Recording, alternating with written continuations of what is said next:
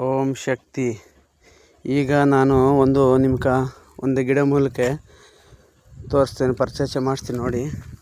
ಇದು ಸುಗಂಧ ಬೇರು. ಯಾವುದು ನೋಡಿದ್ದು ಸುಗಂಧ ಬೇರು.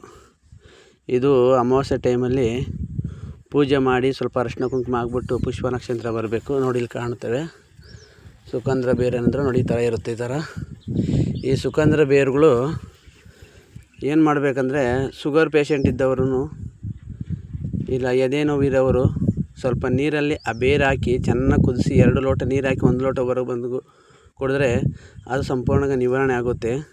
ಮತ್ತು ಮಕ್ಕಳಕ್ಕೆ